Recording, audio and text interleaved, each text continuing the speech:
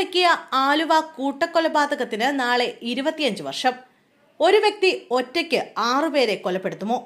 ഇത്ര മെലിഞ്ഞിരിക്കുന്ന വ്യക്തിക്ക് ഇതെങ്ങനെ സാധ്യമാകും എന്ന് തുടങ്ങി പല ചോദ്യങ്ങളും ഉണ്ടായെങ്കിലും ഒടുവിൽ സുപ്രീം കോടതിയും കുറ്റവാളിയെന്ന് ഉറപ്പിച്ചതോടെ ഇതെല്ലാം കെട്ടടങ്ങി. കേരളത്തെ നടുക്കിയ ആലുവ കൂട്ടക്കൊലപാതകത്തിന് നാളെ 25 വർഷം പൂർത്തിയാവുകയാണ്. 2001 ജനുവരി 6-ന് ആലുവ സബ് ജയിൽ റോഡിലെ മാഞ്ഞൂരാൻ കുടുംബത്തിലെ 6 പേരെയാണ് കൂട്ടക്കൊലയ്ക്ക് ഇരയാക്കിയത്. സംസ്ഥാനത്തെ കുറ്റകൃത്യങ്ങളുടെ ചരിത്രത്തിലെ ഏറ്റവും ഭീകരമായ സംഭവങ്ങളിൽ ഒന്നായാണ് ഇതിനെ കണക്കാക്കുന്നത്.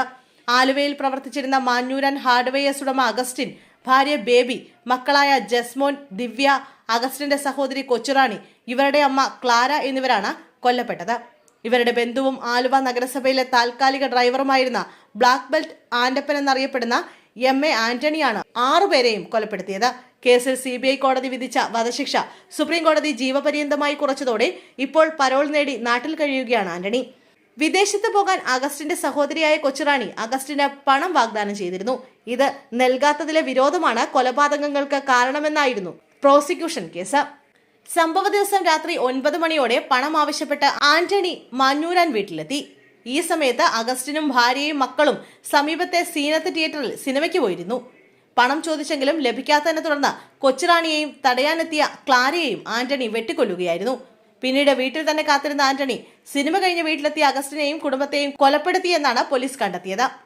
പുലർച്ചെ ഇവിടെ നിന്നും ട്രെയിനിൽ മുംബൈയിലേക്ക് കടന്ന ഇയാൾ അവിടെ നിന്ന് ദമാമിലേക്ക് പോവുകയും ചെയ്തു. 6 പേരെ ഒരാൾ തനിച്ചു കൊലപ്പെടുത്തിയിട്ടും പുറംലോകം പറഞ്ഞത് 24 മണിക്കൂറിന് ശേഷം മാത്രമാണ്.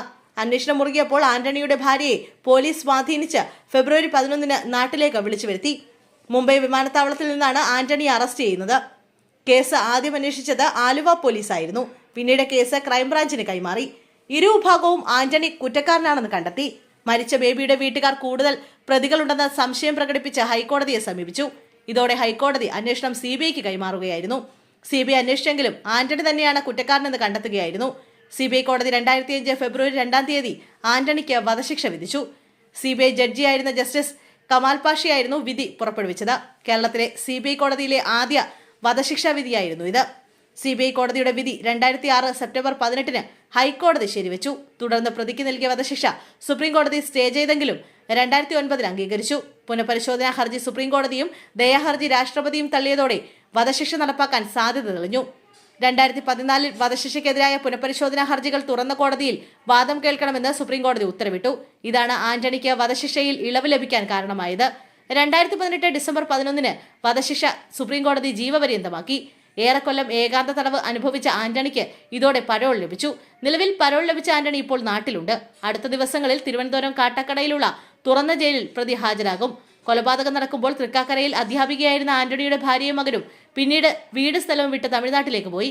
കൂട്ടക്കൊല നടന്ന മാഞ്ഞൂരാൻ വീട് ഏറെ വർഷങ്ങളോളം ആളനക്കമില്ലാതെ സബ് ജയിൽ റോഡിനരികിൽ നിലനിന്നിരുന്നു. പിന്നീട് ബന്ധുക്കൾ വീട് പൊളിച്ചു നീക്കി.